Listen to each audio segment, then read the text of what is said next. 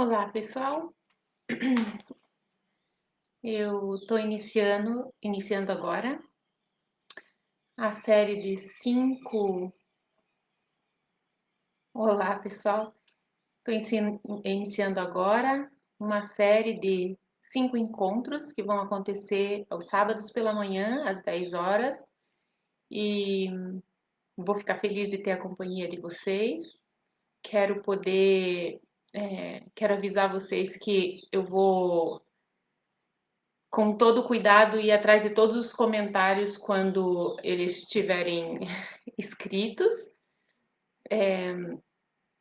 Eu gostaria que vocês fizessem os comentários, e aí, como eu agora estou que estou trabalhando aqui e falando com vocês, provavelmente eu não vou conseguir responder todo mundo. Então, tomara que você tenha feito o teu comentário.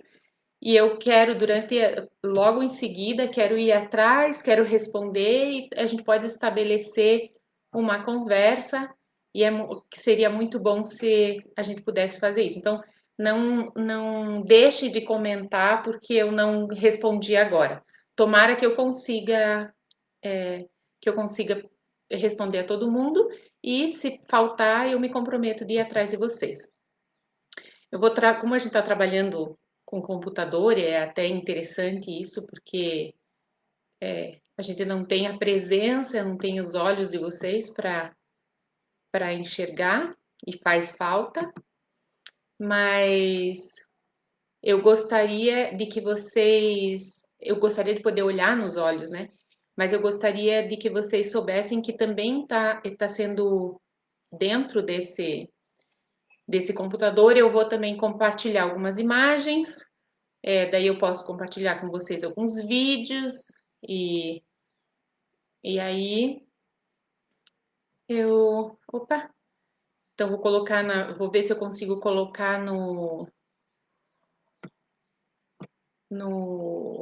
Liceu Rudolf Steiner, que é uma página que eu administro, e colocar também no Jardim Limão Rosa.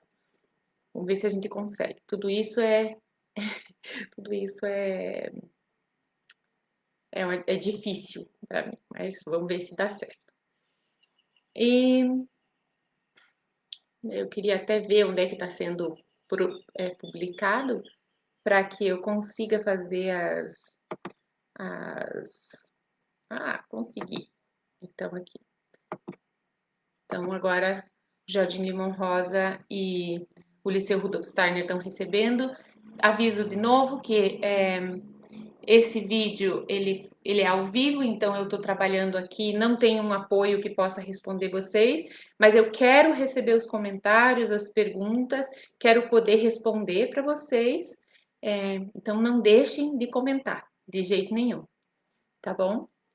E aí vamos ver como que a gente consegue acompanhar. Então é assim, o tema de hoje é Micael. Segunda-feira, dia 29 de setembro, foi o dia em que a gente poderia ter celebrado junto. E aí a gente poderia se perguntar, né, mas qual que é o que tenho eu com o Micael e por que fazer é, uma celebração de Micael num tempo como o nosso, né? E aí eu gostaria de colocar para vocês que existe essa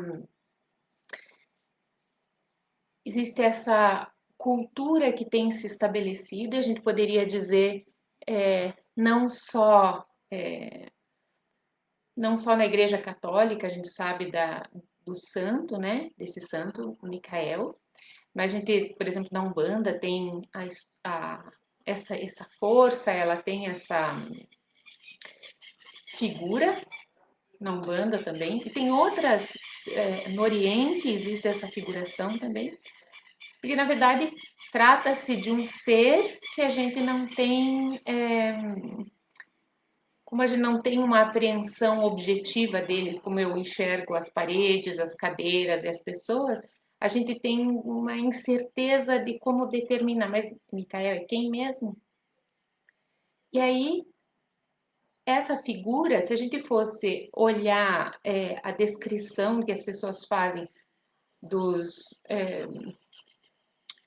do mundo espiritual, primeiro a gente devia pensar assim, bom, a humanidade está em desenvolvimento. Em desenvolvimento, está se desenvolvendo de um envoltório, então, né? Desenvolver é estar saindo de um envoltório.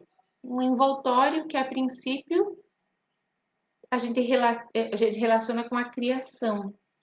Então, mesmo as pessoas que pensam mais ferrenhamente apegadas à grande explosão que inicia os mundos e que depois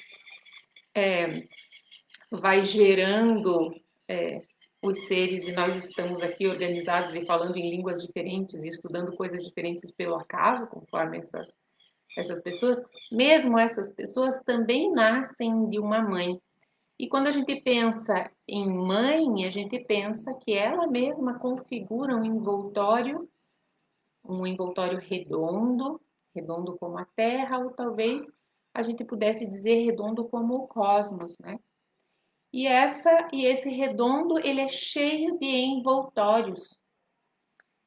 E quando a gente nasce, a gente se passa por um grau de desenvolvimento. A gente sai de um lugar de embrião, feto e não nascido e vem para fora, para o mundo, dá à luz, né? A mãe dá à luz. Então, a gente se desenvolve em um aspecto, a gente perde esses primeiros envoltórios. E a mãe da gente nos envolve e a gente vai passar a viver no envoltório que é a nossa mãe, por algum tempo ainda, né? E como todos os estágios de desenvolvimento, chega um estágio de maturidade e a gente abandona o envoltório anterior. Então, aí a gente vai olhar assim, a gente não pode ter 30 anos e estar tá mamando, né? Não é possível viver na saia da mãe sendo casado já. Então, a mãe é um envoltório que a gente vai precisar também abandonar, por melhor que ele seja, é muito bom. Mas também em certa época da vida a gente briga com as mães e fala, mas não me encha mais. E porque a gente acha que é muito. Mas por um tempo, mãe me dê a mão, que eu tenho medo do escuro. Mãe, vem aqui dormir comigo, posso dormir com vocês. E assim é, né? Mas chega uma hora que se diz, mãe, não entre no meu quarto assim, chega de você se meter na minha vida, porque a gente vai também se desenvolvendo. E daí as mães têm que estar alertas para isso, né? Porque a gente tem uma demanda tão grande quando a gente é pequena, quando as crianças são pequenas, de que a gente esteja o tempo inteiro disponível, que a gente vai se abandonando também como pessoa e esquece desse negócio. Mas enfim, a gente se desenvolve também do colo da mãe e depois se desenvolve do meio, por exemplo, escolar, onde a gente está, e assim a gente vai se tornando adulto. Então, desenvolvimento é uma coisa que passa por uma maturidade e um novo passo, uma maturidade e um novo passo. E isso é um fato na humanidade, né? A humanidade está em desenvolvimento, nem que seja o desenvolvimento biográfico da própria vida. Se eu penso que a humanidade está em desenvolvimento, começou em algum lugar. Quando? Teve uma época em que a criança não era ainda e em que a mãe ainda não estava grávida. E aí é uma época em que nem os pais não se conheciam ainda. Onde é que estava essa criança, né? Esse é um olhar que a gente precisa começar a atentar. Será que as crianças realmente vêm assim do nada? Será que elas não carregam nenhuma história? E também por que irmãos, às vezes irmãos gêmeos, são tão diferentes? Se eles nasceram no mesmo instante de uma mesma mãe e de um mesmo pai. Por que as pessoas não são iguais? Se é o corpo que determina tão, aquele nascimento é o que determinou tão claramente e elas não tinham nada anterior. Então, se eu penso em desenvolvimento, eu penso que houve um momento em que começou. Se eu penso que começou em um momento, eu poderia pensar assim, a humanidade também tem um começar. Não, Quando é o antes do pai e a mãe se conhecerem na nossa humanidade? Qual é essa data?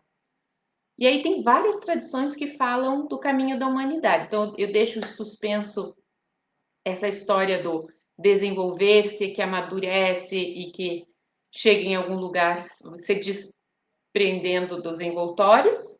E eu deixo também essa vida individual que saiu desse encontro desse casal e que vai se desenvolvendo até um tempo em que há o encontro e aí começa a biografia. E eu vou tratar agora desse caminho da humanidade. Bom, então o antes do agora, o antes desse momento em que a gente vive. E se a gente olha retrospectivamente, a gente fala, os antigos eram muito primitivos. Imagine que eles faziam, imagine que minha bisavó foi dada em casamento. Imagine só. Ou imagine que eles tinham, meu Deus, 16 filhos. Imagine que só se vivia. E aí você vai, imagine que, e isso a gente hoje a gente diz, mas hoje com as tecnologias que a gente tem, seria inevitável, tudo é muito melhor, não é? Mas na verdade era um estado de consciência que as pessoas tinham e que elas escolhiam fazer caminhos como elas faziam. E esse estado de consciência, então, se você pensar em quem você era um ano atrás, você ia ver que várias coisas que hoje são claras para você, há um ano atrás não eram tanto. E se você fizer um distanciamento ainda maior, vamos dizer, de 20 anos, você vai ver que muito mais você tem clareza sobre esse despertamento para conhecer coisas, para perceber coisas. Então você também tem que conceber que a tua consciência era diferente. E se você for bem mais longe, se você estiver ligado na tua infância, nas tuas memórias as mais longínquas memórias, você vai também ter consciência de que a gente não tinha a mesma presença de que a gente tem hoje, a gente não tinha a mesma clareza das coisas que a gente tem hoje, e talvez a gente não tivesse também os mesmos medos que a gente tem hoje. Talvez a gente tivesse outros medos, mas não os mesmos. Porque, por exemplo, quando a gente era bem pequeno, o colo da mãe já era bem suficiente para evitar qualquer medo. E hoje a gente não tem colo. Não existe colo para o adulto. O adulto está sozinho e tem que se virar. E daí a gente tem que pensar, mas se eu perdi colo, sinal que eu tenho alguma coisa eu desenvolvi para eu poder lidar bem com a falta de colo. Então, a humanidade também. Há um tempo atrás a gente tinha um século atrás a gente tinha certos hábitos, certas possibilidades. Há 500 anos atrás a gente tinha certos outros hábitos e possibilidades, vamos dizer, no Renascimento houve aquela passagem de um modo de agir, de pensar, de fim de Idade Média, para um lugar de um movimento social, vamos dizer assim, uma modificação das relações sociais, um pensamento diferente em relação a estar só, né, um desenvolver-se e ao mesmo tempo familiar, de ter grupos, de ter empresas talvez familiares que carregavam o que antes dependia a princípio de um senhor feudal, por exemplo, em um feudo, né? Enfim, aquelas estruturas muito mais apoiadas em um dono e aí os outros eram dependentes, os vassalos eram dependentes e honravam essa pessoa que tinha mais, que tinha sido herdeiro. E isso tem também a sua história, né? Essa estrutura também nasceu de conquistas anteriores e teve uma regência de quase 1000 anos de religiosidade, então foi se estruturando, mas antes ainda isso nasce na Europa, mas era uma consciência que aconteceu também no resto do mundo, é preciso dizer isso, os modos de consciência eles são um pouco universais, é a humanidade que vai desenvolvendo, mas o foco estava nesse movimento europeu, na Europa, não europeu, mas na Europa, em que aconteceu a tomada da Europa por um cristianismo mais recente, né, mais de poucos anos, e que tinha saído da conquista, da invasão dos bárbaros, isso retrospectivamente. Então, se você vai em retrospectiva, eram modos de viver e de se relacionar, por exemplo, com violência, ou com conquista, ou com montes de coisas muito diferentes. E esses modos de se relacionar com essas coisas, eles são cada dia diferentes. Cada dia vão desenvolvendo. E a gente indo para trás, para trás, para trás, para trás, nas nossas notícias, daí vai ficando sem registros. A gente vai ficando lá para trás, a gente vai ficando. Tá, não, antes disso, bom, teve o evento do Gólgota, foi um período que a gente chama o greco-romano, e isso tem registros em várias linhas de estudo do desenvolvimento da humanidade. E anteriormente a isso, daí você vai vendo que até aí você tem registros, mas daí, não sei se vocês lembram da história do lobo que, que, que amamentou os dois meninos que inauguraram Roma. Então a gente vai passando de um lugar de história para um lugar tipo, meu, isso aí meio que é uma história que não sei não. A gente que vai escorregando do lugar de história a história para um lugar de história contação. E a gente olha assim, é que naquela época eles não tinham preocupação de fazer registro. E daí a pessoa contava como conta causo, né? Mas era um tipo de imagem que, segundo aquela consideração, aquela época, aquela consciência, era passível de ser contada e recontada e recontada. Então, bom, então antes disso, e daí o foco da consciência anterior, bom, daí teve o Egito, e daí e anterior, mas eu queria ir bastante anteriormente, antes mesmo. Então, por exemplo, você vai ver, mas bem antes mesmo, antes da antiga Índia, mas antes disso, antes o que deles contam mitos. E antes desses mitos, o pessoal fala, por exemplo, de um ovo primordial que estava boiando no cosmos. Como ovo? Ou se não, fala da Yggdrasil, que era a árvore primordial, onde se organizavam os deuses e tal. Então, difícil de aceitar isso aí. Árvore, ovo, um pouco de exagero isso aí. E aí, mas isso, se a gente não precisa nem tomar isso como verdadeiro nem como falso, mas isso no mínimo mostra pra gente que existiam outros modos de a gente mesmo se relacionar com com os eventos do mundo e com o contar do mundo e com o tempo do mundo e os recursos que esse mundo oferecia. E antes? E também, se a gente está desenvolvendo como uma criança de um colo para depois sair de casa, casar e ter filho, vamos dizer assim, onde que era o nosso colo? Quem que era que cuidava da gente quando a gente ainda não estava tão desenvolvido como a gente está agora? É uma boa pergunta, né? Porque se a gente teve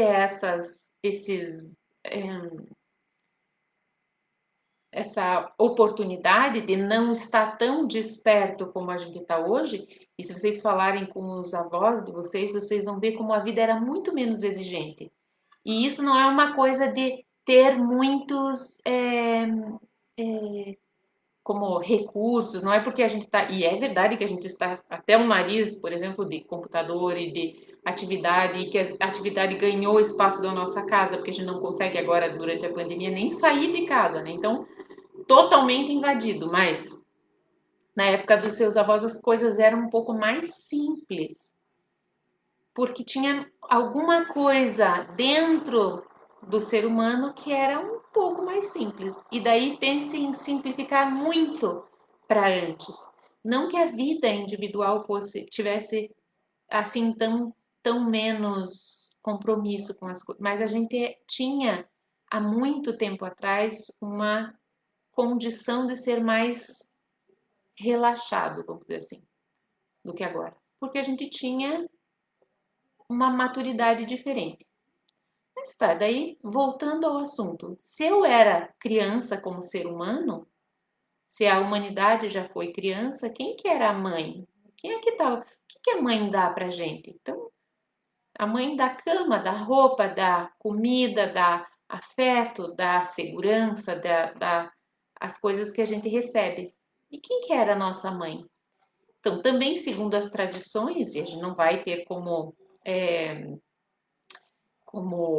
não posso convencer ninguém disso, mas muitos estudos e muitas tradições e textos antigos contam que a gente tem, que existem seres que nos deram o corpo que a gente tem e toda essa natureza que nos rodeia e os elementos que a gente usa hoje para fazer e a tecnologia, né, a janela, o ferro, a madeira e esse computador, ele também é fruto da natureza, de um trabalho do homem sobre a natureza. Então, mas tudo que a gente tem, ele é presente. E se a gente era criança e antes do ser criança a gente estava dentro da barriga da mãe e antes de ser criança na barriga da mãe da gente a gente ainda não era, se a gente ainda não era, aonde que a gente estava? Então, consta que na nossa história de desenvolvimento, que é essa que a gente chegou aqui na Terra, a Terra também está vivendo junto com a gente. E a gente é um só. Vocês vão ter a oportunidade de comprar ovos, se vocês quiserem, que a propaganda está passando por aí. Então, se a gente tem esse caminho, se a gente pensar assim, a gente diz assim, bom, na Terra eu tive a oportunidade de ter esse corpo formado, com essa natureza que eu tenho aqui. Se a gente ouve hoje que nós somos um, nossa, mas é muito alto, né? Desculpem, mas eu estou aqui muito exposta à compra de ovos hoje. Mas ele vai passar. Então, se eu tenho tudo isso aqui na Terra e tudo assim separado, eu tenho um mundo mineral, um mundo vegetal, um mundo animal, esse mundo humano. E se nós temos todas essas coisas funcionando meio independentes de nós, e diz lá na Bíblia que a gente tem isso à mão, né? A gente pode fazer uso das coisas. Bom, da onde que isso surge também? Eu posso perguntar, isso também vem do antes de eu poder sair de casa e casar, como humanidade. Então, esses presentes eu recebi de alguém, alguém organizou isso. Se eu penso que alguém organizou isso, eu também posso conceber que essas histórias que contam pra gente, que nós somos herdeiros, vamos dizer assim, de muitos presentes de deuses, vamos dizer assim, que está registrado também. Então, todo mundo já ouviu falar em anjo, por exemplo. Os anjos também tiveram um momento como o nosso de se organizar na Terra e se determinar em um caminho de desenvolvimento assim. E antes dos anjos, se eu estou indo retrospectivamente, os anjos estão nos acompanhando, todo mundo já ouviu falar em anjo da guarda, por exemplo, né? Então tem os anjos da guarda e tem o que estão fazendo os anjos aí, né? E aonde é que eles estão? Isso é uma boa pergunta também. Onde é que estão esses anjos? E tem os arcanjos, que são, vamos dizer, antes dos anjos estarem por aí, eles tiveram antes também. Então, e os, vamos dizer, irmãos mais velhos dos anjos são os arcanjos, que são mais velhos que viveram uma humanidade anterior, uma humanidade que não chegava na Terra, que tinha outras tarefas que não são as nossas tarefas. Por quê? Se eu penso que a humanidade está em desenvolvimento, eu penso, bom, esse espaço em que eu estou vivendo também está em desenvolvimento. Então, O cosmos inteiro da onde eu venho também está em desenvolvimento. Então, estou eu em desenvolvimento, os anjos em desenvolvimento, os arcanjos em desenvolvimento, os irmãos mais velhos que eles também, os arqueus em desenvolvimento. E esse constituto de três, dessas três nomeações, são o que eu chamo da terceira hierarquia.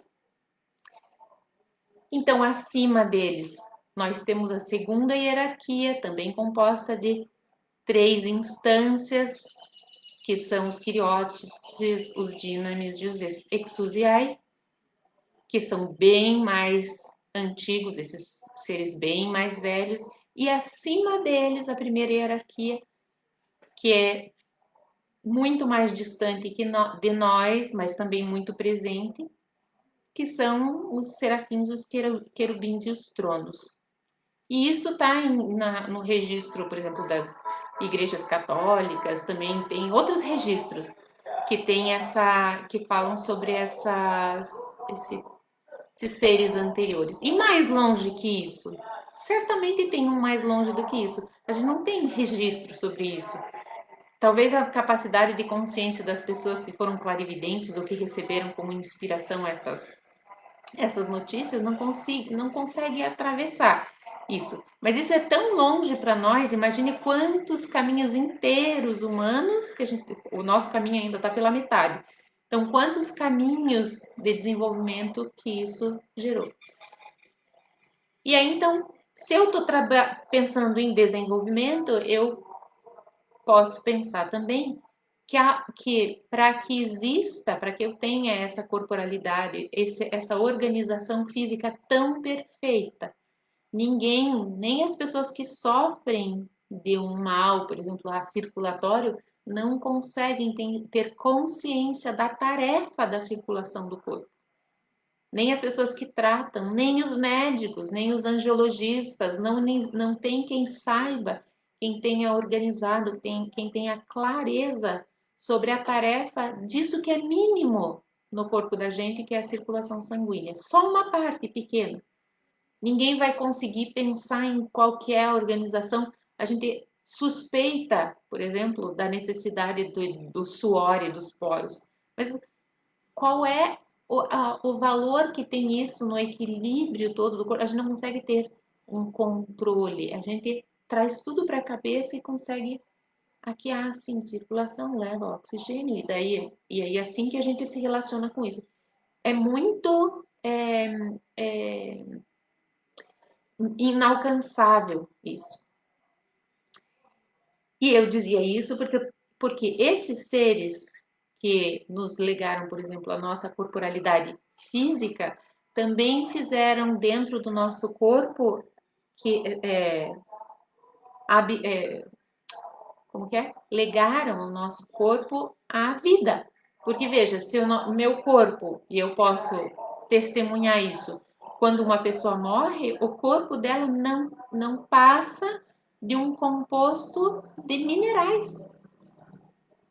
A gente é como se você tirar uma planta da terra e deixar ela fora, sem a raiz, ela vai morrer e ela vai desintegrar. Isso é a capacidade que o nosso corpo físico tem se ele não tiver ali dentro dele alguma coisa que a gente chama de corpo vital.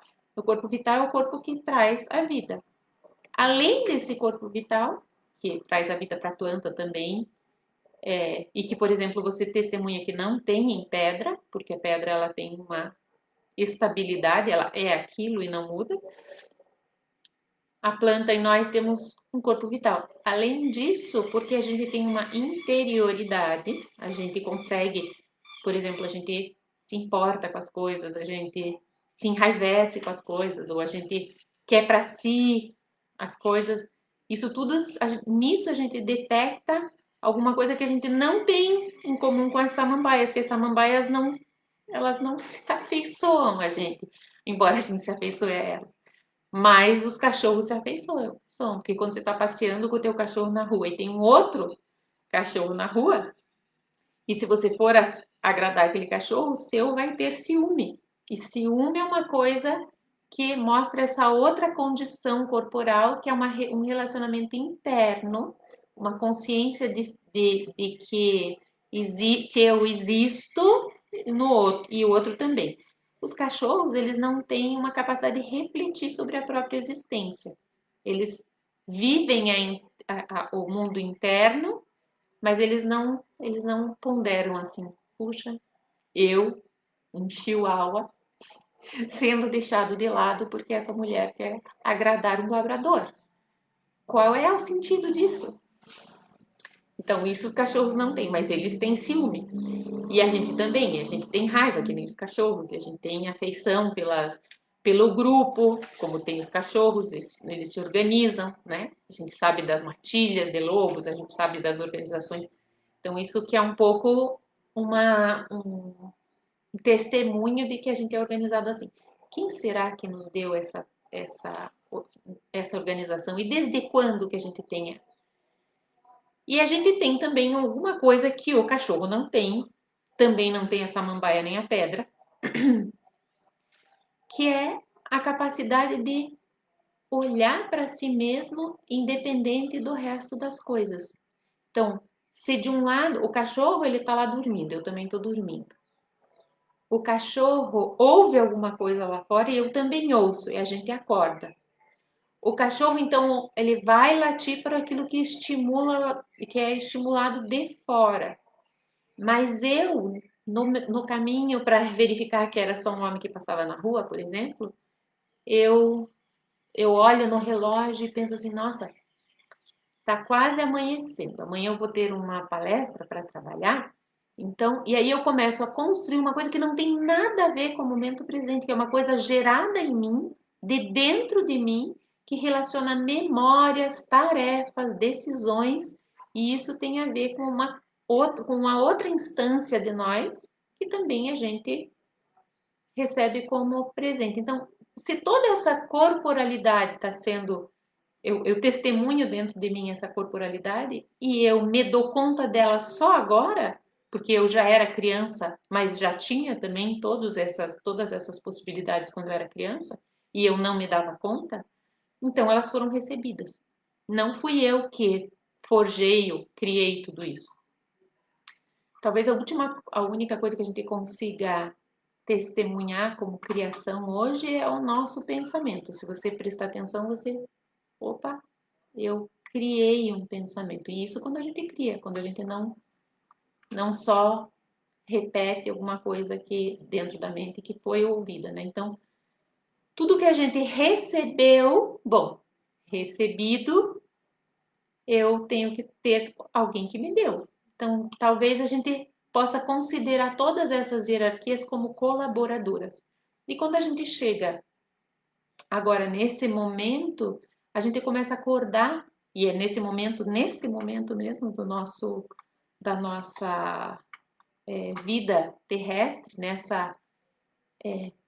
nesse lugar em que a gente está agora, a gente começa a se dar conta das coisas que eu vivo terem a ver umas com as outras. De que as relações, especialmente porque a gente está todo mundo conectado, né? Essas relações começam a me acordar para o fato de que, bom, eu vivo isso e o outro fulano também vive alguma coisa semelhante. E nós dois nascemos numa época em que tinha a ver com, bom, estavam os hippies na rua, por exemplo, quando eu nasci, ou estavam, o que tem isso a ver comigo? Então a gente sofre influências das coisas que a gente faz. Talvez você fosse dizer assim, que influência, que nada, os hippies já foram. E já foram mesmo. Como tudo, como os pensamentos que você tem e vão embora, como você não tem testemunho das palavras que você disse, elas evadem. Mesmo quando você grava elas, tem alguma coisa de perdido e você precisa rever elas, você precisa como dar testemunho delas de novo.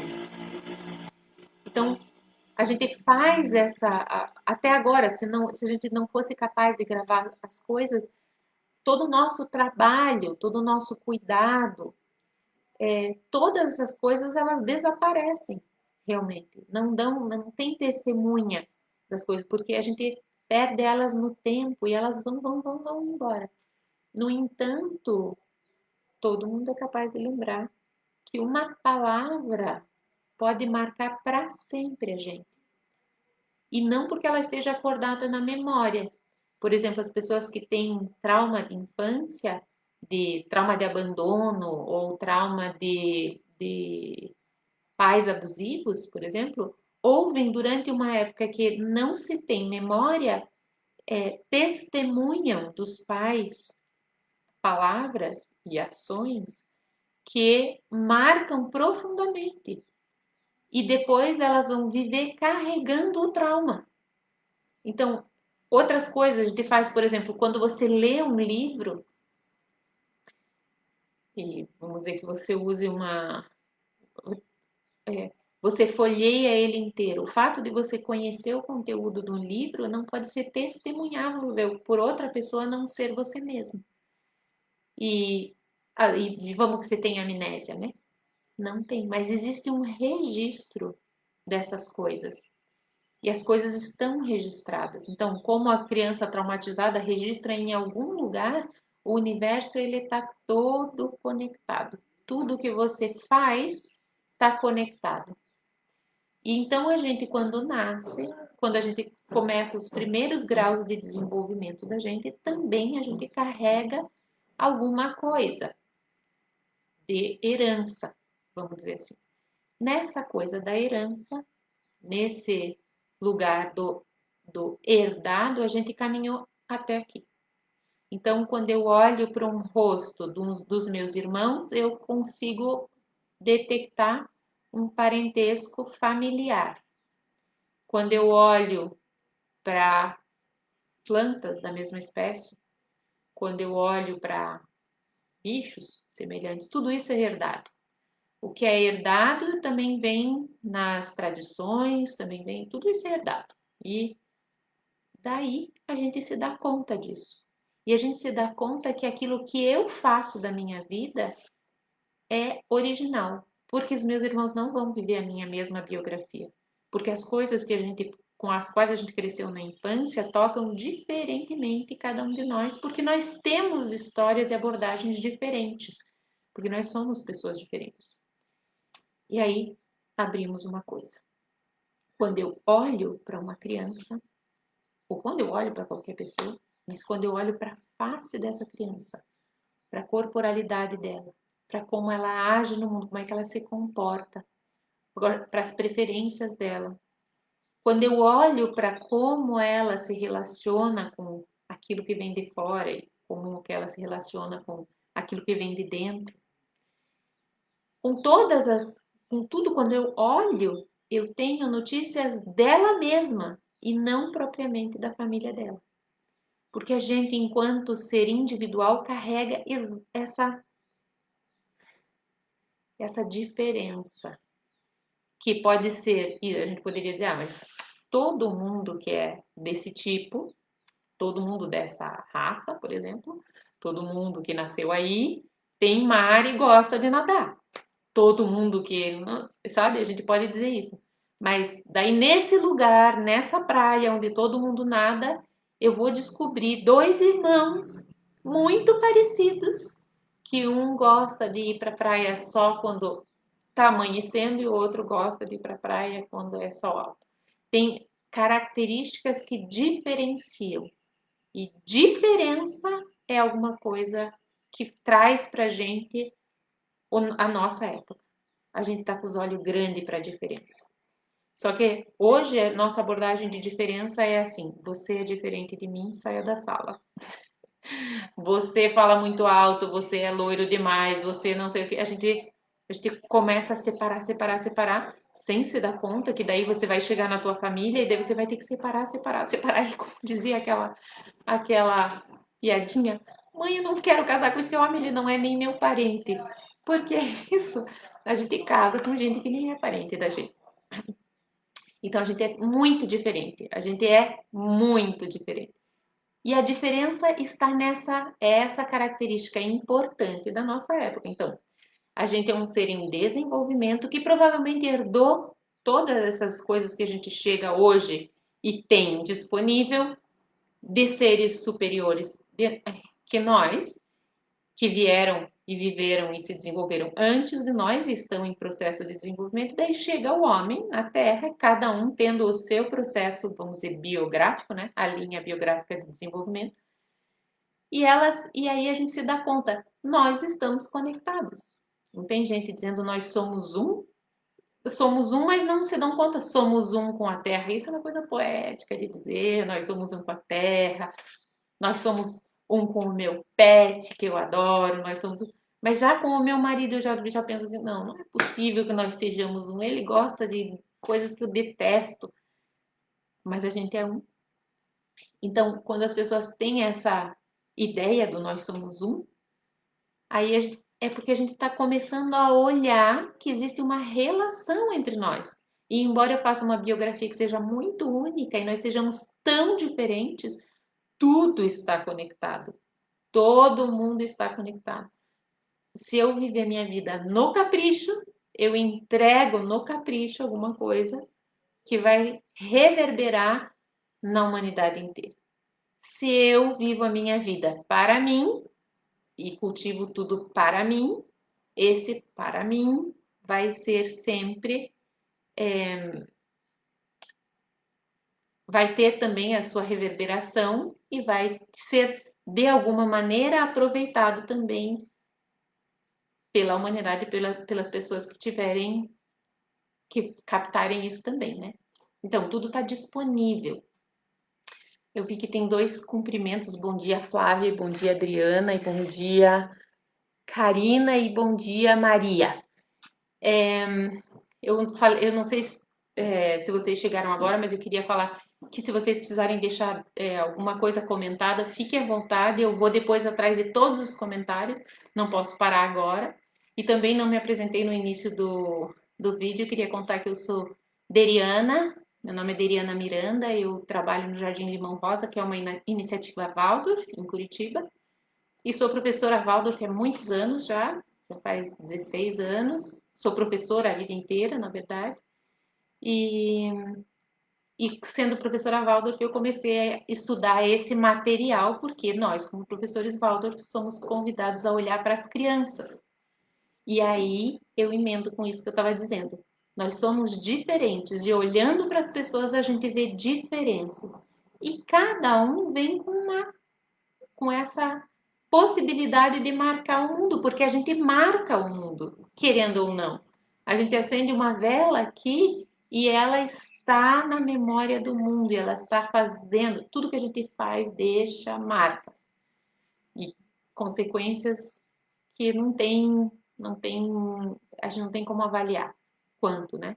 Então pense nas pessoas históricas que você ouve falar, que deixaram marcas que a gente está até hoje testemunhando, e pense naquilo que é pequeno, que você for pensar assim, que não tem importância como marca. Pense que um colo dado na hora certa previne um trauma, por exemplo. E um trauma prevenido previne uma pessoa doente que vai fazer uma porção de porcaria durante a biografia dela. Uma porção de porcaria que geraria, por exemplo, traumas em muitas outras pessoas. Então, pense como é assim, mínimo, o mínimo que a gente faz pode cuidar do mundo inteiro, né? E aí eu tô falando desse ser diferente, estar diferente no mundo.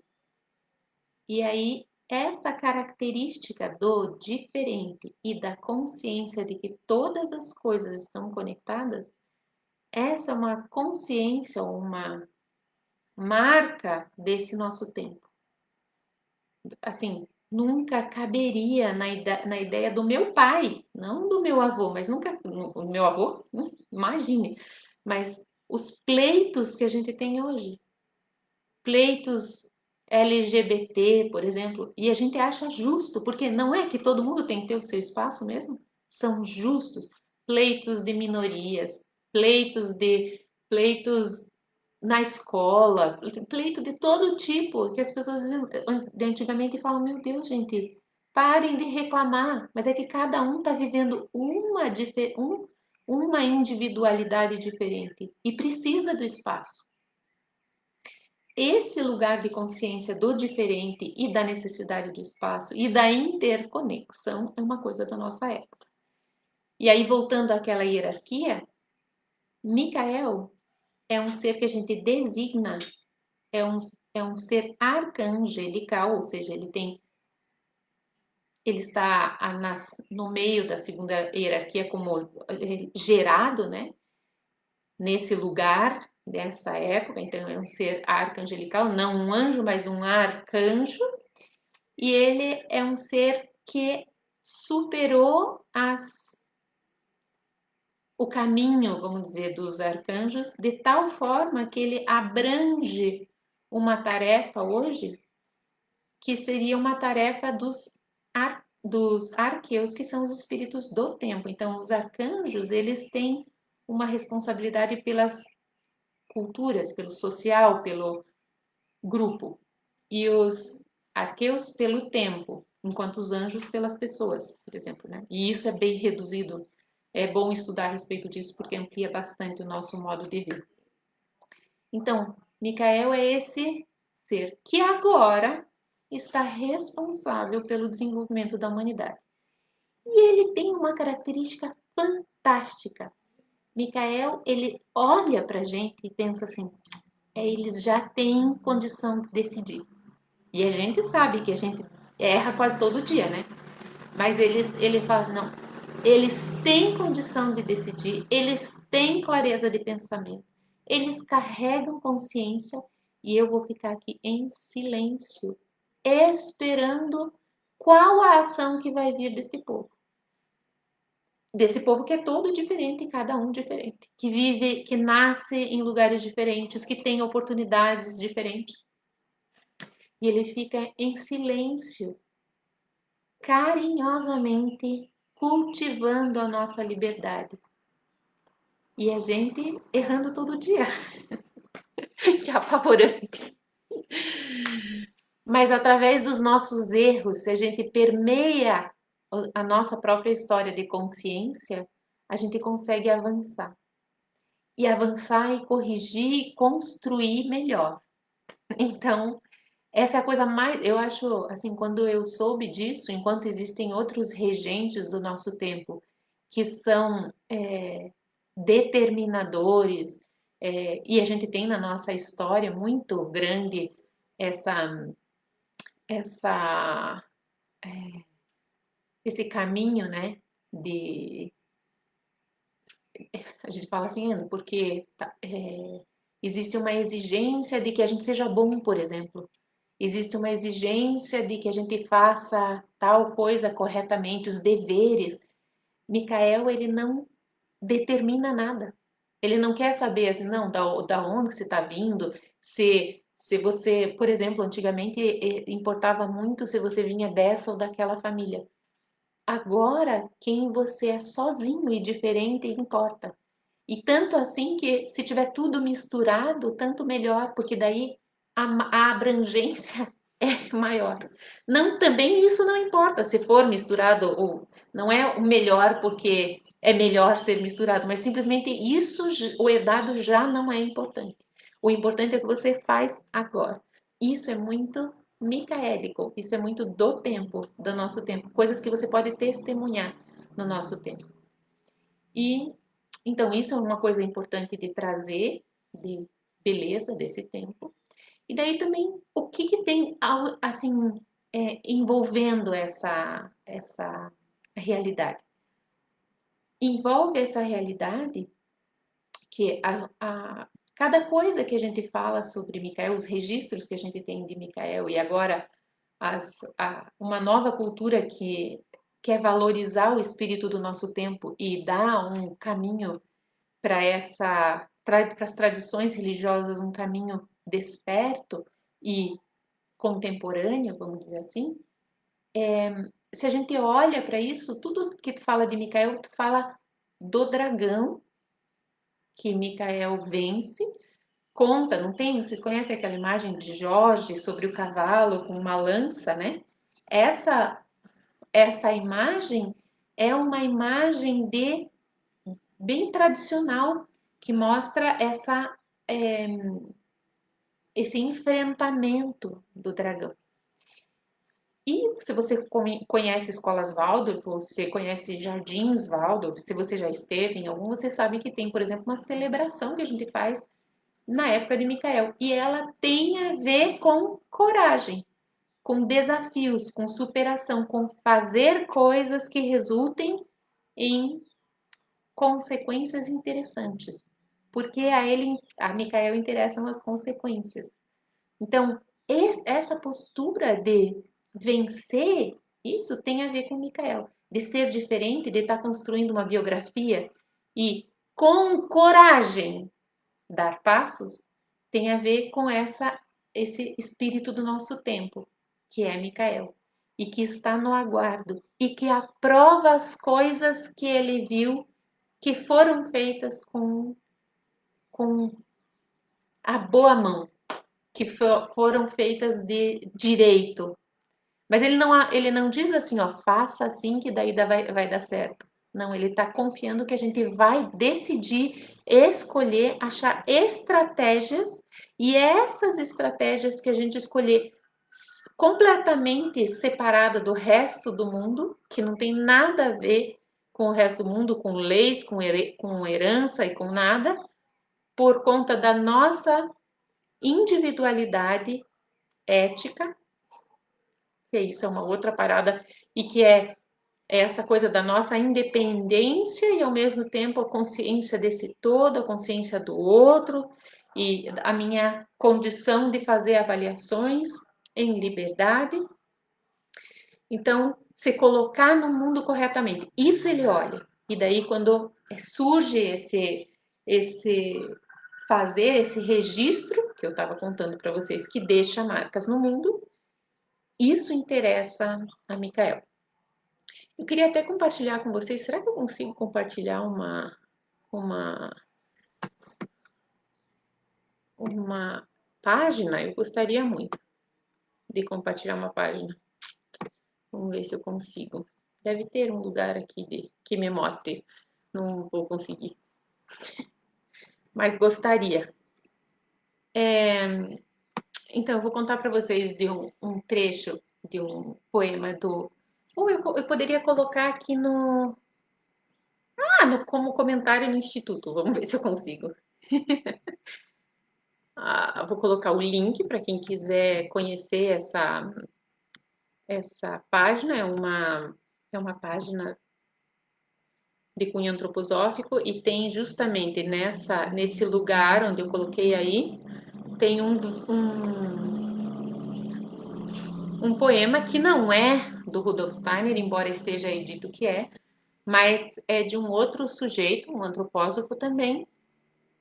Ele diz assim: nego-me a me submeter ao medo que me tira a alegria de minha liberdade, que não me deixa arriscar nada, que me torna pequeno e mesquinho, que me amarra, que não me deixa ser direto e franco, que me persegue, que ocupa negativamente minha imaginação, que sempre pinta visões sombrias. Então o tema aí é medo.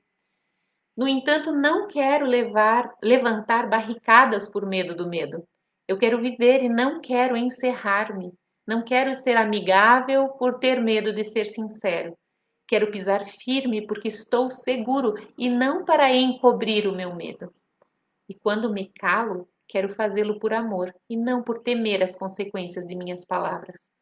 Não quero acreditar em algo só pelo medo de não acreditar. Não quero filosofar por medo que algo possa atingir-me de perto. Não quero dobrar-me só porque tenho medo de não ser amável. Não quero impor algo aos outros pelo medo de que possam impor algo a mim. Por medo de errar, não quero tornar-me inativo. Não quero fugir de volta para o velho e inaceitável por medo de não me sentir seguro do novo. Não quero fazer-me de importante porque tenho medo de que senão poderia ser ignorado. Por convicção e amor, quero fazer o que faço e deixar de fazer o que deixo de fazer. Do medo, quero arrancar o domínio e dá-lo ao amor, e quero crer no reino que existe em mim. Então, veja, fazer. Eu não quero fazer-me de importante, e daí ele diz: por convicção e amor, quero fazer o que faço e deixar de fazer o que deixo de fazer. Porque esse ambiente que ele fala aqui, aliás, esse texto se chama Forjando a Armadura, esse ambiente trata daquilo que é o maior aguilhão, a coisa mais dolorida do nosso tempo, que é o medo. E a gente está vivendo hoje uma pandemia, um cultivo do medo. A gente está agora, tipo, a gente, ao invés de se abraçar e se apoiar, a gente está cada um com medo do outro. Eu não vou pegar na mão dessa mulher porque ela pode me passar coronavírus. Eu não vou na casa de fulano, mesmo que eu saiba que ele precisa, porque imagine se eles estão contaminados. Eu não posso, sabe? A gente se cercou de medo. E é esse, na verdade, e agora realmente sem julgamento. Isso é a melhor notícia do nosso tempo, porque agora a gente está como pressionado pelo medo. Agora a gente está temendo, a gente está. A Regi sugeriu. Obrigada, Regi, vou colocar o poema nos comentários também. A gente está pressionado por esse medo tão vivente, tão forte agora. Deixa eu ver se foi. Tomara que tenha ido. Ih, acho que foi mais do que devia tomar. Tão forte esse temor, e aí esse temor é que convida a gente a dizer, tá, então você tem medo e vai fazer o quê? Você vai se encolher embaixo das cobertas e a tua vida vai passar, porque a vida da gente passa e ela é roubada da gente se a gente se encolhe por medo e a gente cristaliza, paralisa e não faz mais nada. Então, o medo, na verdade, é o nosso presente da época. O medo é o que faz com que a gente determine, e se eu não fizer, ninguém vai fazer. O medo, às vezes, é o que faz com que a gente proteja. E a gente tem que ver que a gente pode proteger que sou eu posso proteger que é meu filho, agora, para ele não atravessar a rua e não ser atropelado, ou eu posso proteger a humanidade inteira, ou toda a minha vizinhança, quando eu ajo, porque no agir eu conformo aquilo que vai ser plantado no futuro. É isso que eu estava falando para vocês sobre as marcas que a gente deixa para todo mundo. Então, aquele trauma que eu evitei porque eu abracei na hora certa. Porque se eu não tivesse abraçado, a pessoa ia ficar traumatizada e ia ser um algoz traumatizador depois. Então, as marcas, elas estão por toda parte. E elas, como elas se evadem no tempo, elas se perdem no tempo, só sendo clarividente. A gente não é clarividente. Então, essa que é a nossa dificuldade. E aí eu queria também, então, eu realmente não consigo me alongar suficiente para tratar disso, mas é preciso que a gente agradeça a possibilidade de ter medo para que a gente se mova, porque a gente, na nossa consciência lúcida, é capaz de medir o tamanho do benefício que eu quero fazer. Bom, então, se eu tenho medo, eu preciso me proteger, eu preciso proteger o meu filho, eu preciso proteger a minha família, a minha vizinhança, mas escute, tem alguém que não precise ser protegido do coronavírus? E o tamanho dessa marca, dessa ameaça, ela está bem dimensionada e tudo isso eu posso olhar. Tudo na minha consciência é claro. Eu preciso só aquietar o meu coração, aquietar a minha mente para que eu consiga avaliar isso também. Então, é importante esse sentir medo e talvez a gente devesse ter essa gratidão. Então, exercer a gratidão por um vírus que as pessoas podem dizer, foi feito em laboratório. Se foi feito em laboratório, da mesma maneira, não foi feito em laboratório, foi uma coisa fortuita da natureza. A gratidão que eu tenho pela oportunidade de me mover, de me colocar porque eu estou sendo ameaçada. E aí, nesse lugar do medo, tem um outro poema muito bonito. Esse é do Rudolf Steiner. O outro é de um sujeito chamado, esse anterior que eu falei, Forjando a Armadura, não é do Steiner, é do Ulrich Schäfer. E esse que eu vou colocar agora, coloquei o endereço, mas vou colocar também o poema, se chama, é, uma, é um poema do Steiner, do Rudolf Steiner, e ele se chama, ele é um poema dedicado à época de Micael, para esta época de Micael. E nesse poema ele fala de uma outra abordagem que a gente tem que ter, que é como eu me coloco. Colocar-se, eu, você sabe como é que compartilha a tela? Eu gostaria muito de compartilhar a tela, essa imagem tão bonita. Mas tudo bem, também não vamos morrer por causa disso. O tema que eu quero trazer para vocês, vou colocar essa imagem aqui. Opa, perdi vocês. Aqui. No último comentário, quem está me vendo no Liceu ou no Jardim Limão Rosa, eu não tenho como fazer esse compartilhamento por essas páginas, porque eu estou com a página do Instituto aberta, mas se vocês quiserem acessar, está nos comentários da publicação do Instituto Planeta Vida. E se não, mais tarde eu posso fazer esse compartilhamento.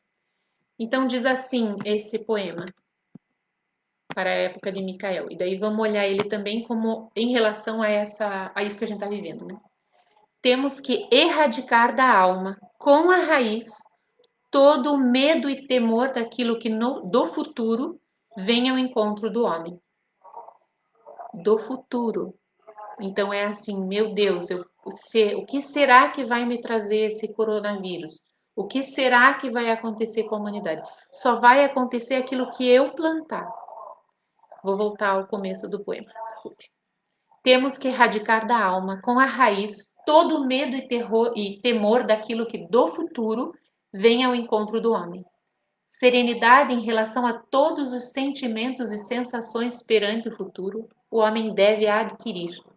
Encarar com absoluta equanimidade tudo aquilo que possa vir e pensar somente que tudo o que vier virá a nós de uma direção espiritual plena de sabedoria. Então, aquilo que eu não consigo apreender com a minha consciência, eu tenho que confiar. É isso que temos que aprender em nossa época, viver em plena confiança, sem qualquer segurança na existência, confiança na ajuda sempre presente do mundo espiritual. Em verdade, nada terá valor se a coragem nos faltar. Disciplinemos devidamente nossa vontade e busquemos o despertar interior todas as manhãs e todas as noites. Aí, neste lugar, nesse convite que o Steiner fala, ele dá uma fórmula.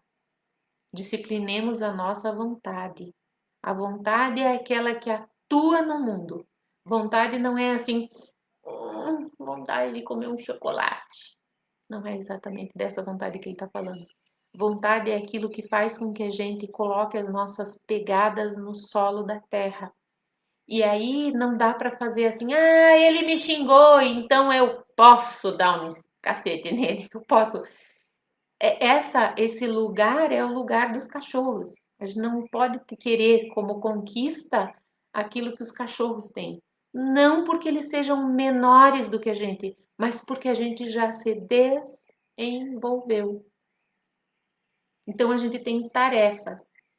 E aí, então, nesse lugar, que eles chamam de oração de Micael, mas esse poema em que o Steiner fala sobre essa condição do homem, então a gente está diante do medo, a gente precisa erradicar da alma com a raiz todo medo e temor daquilo que do futuro vem ao encontro do homem. Porque aquilo que eu encontro no mundo hoje é aquilo que eu sou às avessas. Porque eu quero que vocês, isso vamos dizer assim, é uma pegadinha biográfica. Na vida de qualquer um, você vai ver as pessoas, cada uma está envolta num problema. De fora você olha e fala assim, mas minha filha, tão fácil de resolver isso aí, porque você está de fora. Mas a pessoa ela está envolta naquilo porque é aquilo que vai, daquilo ela se desenvolve. É ela mesma se apresentando para ela. Os nossos problemas eles são exclusivos, eles são customizados para a gente. A nossa família, aquilo que nos incomoda nas nossas famílias, aquilo que é pior em nós, que você pode morar sozinho e dizer assim, ah, mas eu nem vivo com a minha família. E você tem um incômodo pessoal, que é você mesmo. Aquilo que te incomoda é feito para você, porque é aquilo que está espelhando a tua necessidade. E aí a gente pode ter, por exemplo, formiga no quintal, como um grande incômodo. Nós podemos ter um vizinho que anda armado na rua, que é um incômodo um pouco maior.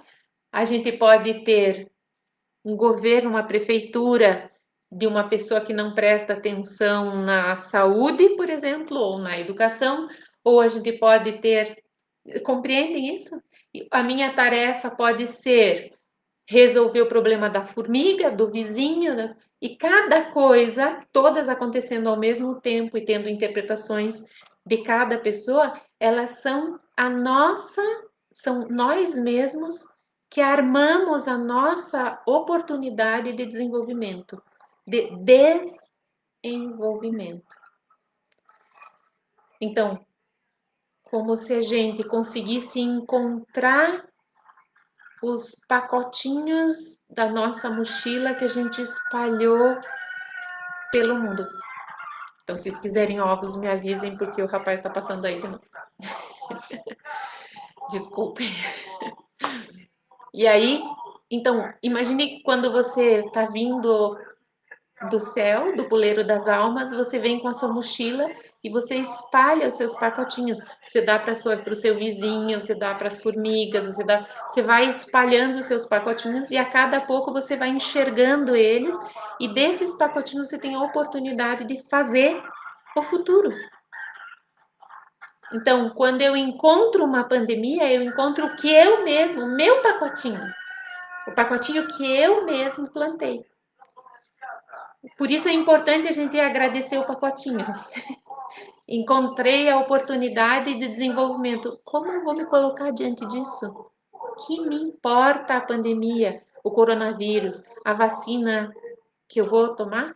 Eu vou tomar? Essa vacina é para mim? Eu preciso escolher se eu tomo vacina ou não? Importa as pessoas que já tiveram coronavírus? Importa para elas a vacina? Importa para os outros? Será que vai ser que nem essas vacinas da H1N1 que tem gente que morre de vacina, tem gente que tem. Essas coisas me importam? Eu preciso pensar sobre elas? Como eu agir vai gerar consequências sobre isso? Eu exigir que todo mundo tome ou eu pleitear que ninguém tome tem consequências no mundo? O que é correto? É correto isso ou é correto aquilo? Para quem é correto? Eu preciso decidir. Quando eu decido, é porque eu encontrei nessa oportunidade que eu tinha meu pacotinho que eu joguei lá na frente para encontrar, daí eu encontro meu pacotinho, abro e daí eu tomo uma decisão. É isso que interessa para Micael. Será que a pessoa está mesmo dando os passos de liberdade? Essa que é a nossa tarefa. E aí segue o Steiner. Ele diz: a gente precisa, olha que difícil, encarar com absoluta equanimidade tudo aquilo que possa vir e pensar que tudo que vier virá a nós de uma direção espiritual plena de sabedoria. Ou seja, quando você estava carregando de pacotinhos a sua mochila, você teve ajuda. O pessoal estava junto e contando para você, ó, você vai encontrar tudo isso ao longo da tua vida. E você, antes de entrar na Terra, você falou, beleza, então daí eu vou resolvendo as coisas e vou vendo se me alargo e me amplio com isso. a gente já tem esse compromisso, a gente precisa confiar, né? E ele diz: é isso que temos que aprender em nossa época, viver em plena confiança, sem qualquer segurança na existência. É assim, pessoal, que se você calcula que você não vai, eu não vou pegar um carro, porque o índice de acidentes com carro é muito maior do que o índice de acidentes com avião. O fato é que se o acidente é para você, se você precisa passar por isso, você já arranjou isso antes. Então confie que você arranjou o melhor. Aquilo que te acontece é exatamente o melhor. É o suprassumo do presente que você encomendou. É nisso que a gente tem que confiar. E que daí, e aí ele diz: nada disso vai ter valor se a coragem nos faltar. Nada terá valor se a coragem nos faltar. Nada terá valor se a coragem nos faltar. Nem que os nossos filhos não peguem coronavírus, nem que não haja vacina, nem que não haja mais a pandemia, nem que nada terá valor se a coragem nos faltar. Então, se a gente age a mesma ação partindo do medo ou da coragem, o mesmo resultado partindo do medo ou da coragem tem consequências diferentes. E aí é assim: disciplinemos devidamente nossa vontade e busquemos o despertar interior todas as manhãs e todas as noites. Eu quero ter ouvido para ouvir aquilo que eu devo fazer, que eu devo fazer. Disciplinar a minha vontade, porque quando eu ouço, eu quero que a minha mão produza aquilo que eu sei que é o correto. E aí, então, agora para fechar isso, e como e tem tanto mais para dizer sobre Micael. Tem tanta coisa para falar sobre isso, né? Micael, quando eu olho para uma criança, a época de Micael me propõe olhar para uma criança e tentar enxergar ela. Porque as crianças, como eu também, vêm com um caminho já descrito, para trás e para frente, independente do tempo. Elas estão dançando a sua existência. E se eu olhar para essa criança com empenho, com abertura, com disposição de alma, eu posso enxergar frestas e posso permitir que ela esteja num lugar melhor.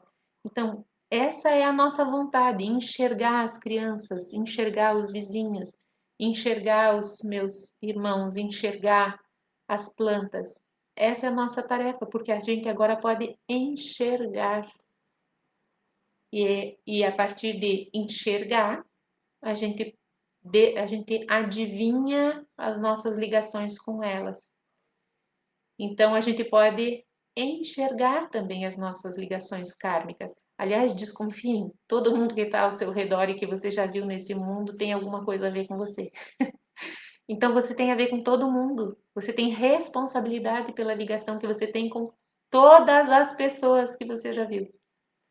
E é amplo isso, é gigante. Então, que tamanho que tem a tua ação quando você age?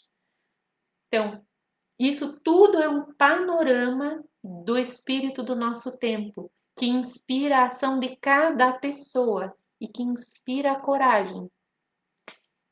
E para ligar um pouco com aquilo que vai ser esse mini curso das próximas 4 semanas, porque além desse, hoje, às 10 horas, eu vou também estar com vocês nos próximos sábados, às 10 horas da manhã. Para ligar isso, a gente tem que pensar que a escola Waldorf, ela traz como tarefa auxiliar cada indivíduo a estar pleno na sua vida, inteiro. Então, eu, como professor, tenho que estar consciente de que eu não tenho que ficar pensando em mim, pois é, mas eu agora estou com 50 anos e não deu tempo de fazer um monte de coisa. Não, eu tenho que olhar para outra pessoa e pensar, esta pessoa que está aí, ela está caminhando, ela está botando os pés na terra. Eu tenho que ajudar ela a colocar corretamente os pés na terra, a olhar o mundo como um mundo confiável, sem segurança. Não é porque não passa carro e atropela que a gente tem que ter coragem. Não é por conta disso, a gente tem que ter confiança porque as coisas já estão combinadas. não determinadas, combinadas. Eu determino na minha ação o que as coisas, as consequências das coisas, mas eu tenho que permitir que ela tenha confiança no mundo. Então, para fazer esse laço, na primeira fase da escola, que é pré-escolar, no Jardim Waldorf, eu vou mostrar um mundo bom, protegido, onde a criança pode dormir e ser saudavelmente encaminhada para a vida.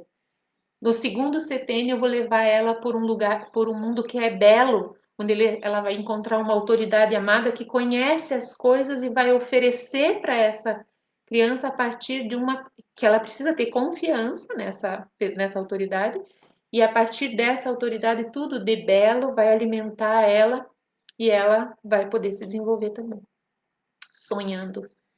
E quando ela estiver despertando no terceiro setênio, ela vai encontrar a verdade nas pessoas que vão oferecer para ela, as disciplinas do terceiro setênio, mas também ela vai olhar em volta e vai perguntar para o sujeito: mas por que você escolheu física?